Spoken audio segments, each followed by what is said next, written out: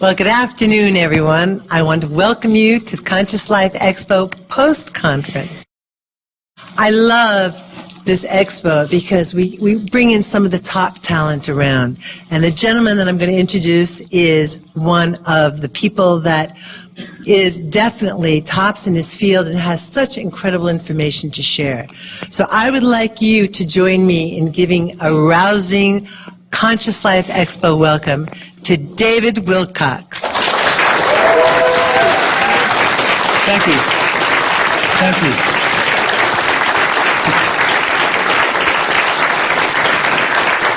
Thank you. Appreciate that. You know, 2012 is about a new birth, and now that I have my own umbilical cord, we have a great symbolic reference for that.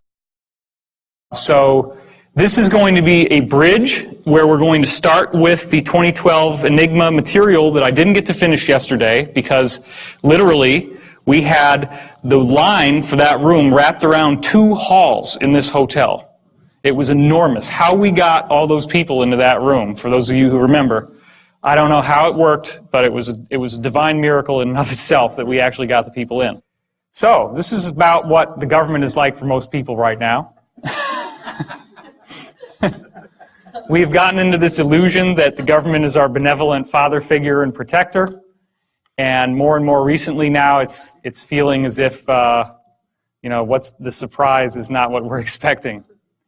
So many people are awakening to cosmic consciousness and higher concepts of metaphysics and spirituality, and this is going to be a true masterclass in what's really going on. So 3 years ago, I was at this conference, and I met Billy Blake, who should be here, but he's not here yet. He's going to be running around with a handheld camera. And we decided to do a film together. The film is called Convergence, as many of you, or probably all of you, know. So that film deals with the idea that the underlying fabric of this universe is consciousness, which is what all the old mystics and all the old religious traditions have been saying for thousands of years. Now, what I offer is a much more elaborate and intricate spin on the notion of a consciousness field than you've probably ever seen anywhere else. Of course, it goes without saying that for those of you who haven't seen this, when they haven't seen it before, there's a gasp in the audience, but you all are well initiated. Edgar Cayce and myself, there's obviously a facial similarity there. This is my brother and Casey's first guy, Dr. Ketchum, who got him out there in the world. My father, after a Metallica concert, that's why he's sneering. And the Squire, Edgar Cayce's father. My father would only shop at the Squire shop, and everybody called Cayce's father the Squire. This is my best friend Jude and Edwin Blumenthal from the Cayce tradition, one of his principal investors. Jude and I did marvelous music together in high school, at least we thought so at the time. And this is my friend from college, Christopher, and his corresponding reincarnation, Morton Blumenthal. This is my good friend from college, Angelica, and this is Edgar's wife, Gertrude. These are like the only people I'm still in contact with from high school and college. I mean, you have to understand, these are not just random people from my life. These are like some of my closest associates and friends. And then when you find out that they're the same people as in Edgar's circle, it's very, very surprising. Okay, so as we went through yesterday, are there great secrets being held? This was something a lot of people didn't catch on the way they did the reflection on the poster for the Da Vinci Code. And of course, what is the eye in the triangle on top of the pyramid? Is there a message that's being given that we're not fully getting access to? Gore's inconvenient truth, sure, that looks like smoke, not. That looks like a galaxy. And here's the Milky Way from the top down. There's our sun, so you can see this is about where we are. So we're not all the way out at the edge, we're kind of in the middle. But doesn't this look sort of like crosshairs to sort of point towards the galactic center and suggest that there's some sort of galactic alignment that's going on here?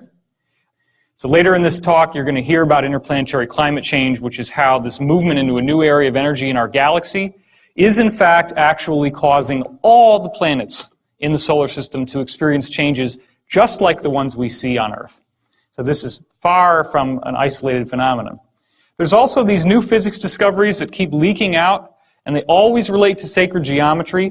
The idea in this case of the dodecahedron, which is 12 pentagonal faces that kind of looks like a soccer ball if you make it into a sphere. They actually found out, these scientists discovered that the background radiation from when the universe was first created has arranged itself into this odd geometric pattern. And that's been proven. So then the question is, okay, what is the force that would cause that type of geometry to emerge in the formation of the universe? As we're going into the 2012 subject, of course, crop circles have been on everybody's mind.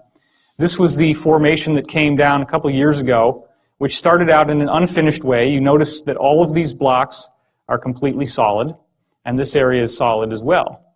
Well, the circle makers, whoever they are, came back. And when they came back, this is what we got. Now you have time markings and symbols from the Mayan calendar, okay? And the alignment of these winged discs in terms of what markers they're pointing to, which corresponds to the Mayan system and the Aztec system, gave you an exact time reference of the length of time between when this was created and 2012, the end of the Mayan calendar. So this is a self-referential 2012 diagram given to us by whoever is behind the circle phenomenon. This is one of many crop circles which seems to suggest that the secret to understanding 2012 and this mystery that we're dealing with right here in our talk today is in vibration. That looks an awful lot like a vibrating puddle of liquid. This is what happens when you take vibration to the next step. You get sacred geometry, and I'm going to show you more about that in a second. If you can imagine, this is a sphere and a cube and then another sphere. This is the Froxfield chromosome formation.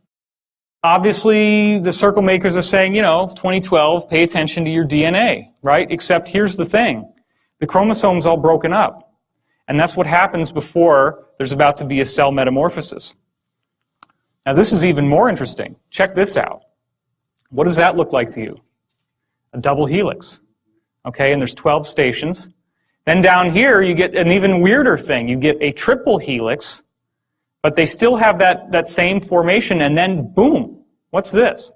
And look at the timelines. This is less than a month apart in 1999, and this came out in 96. So it appears that there is a message being given about the basic nature of DNA changing somehow.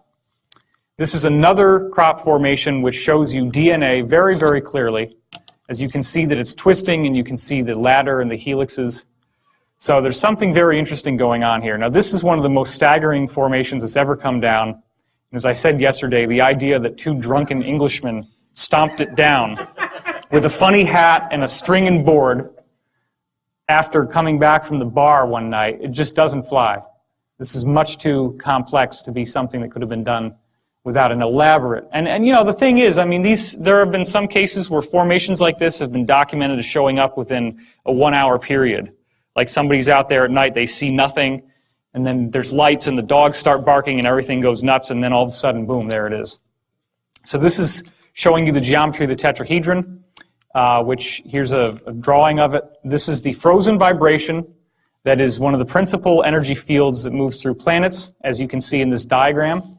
It shows up at 19.5, which is Richard Hoagland's thing. He's speaking tonight at 7. So here's your animation of the actual great red spot, which is at the limb of the tetrahedron down here in Jupiter.